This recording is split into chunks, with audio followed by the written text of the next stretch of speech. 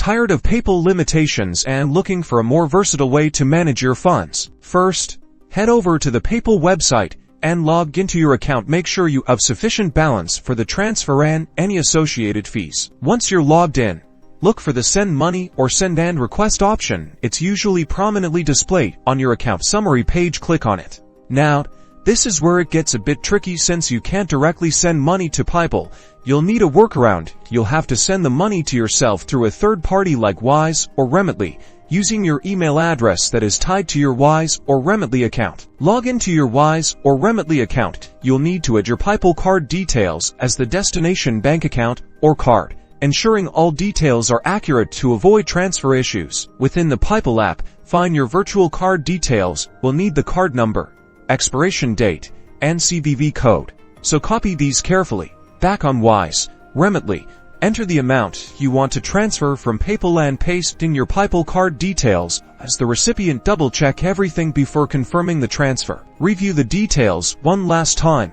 and confirm the transfer. Wise, Remitly will usually provide an estimated arrival time for the funds. Finally, open your Pyypl app and wait for the funds to appear in your account. This may take a few minutes or hours depending on Wise, Remitly's processing time. Once the money is there, you're all set to use your Pyypl wallet.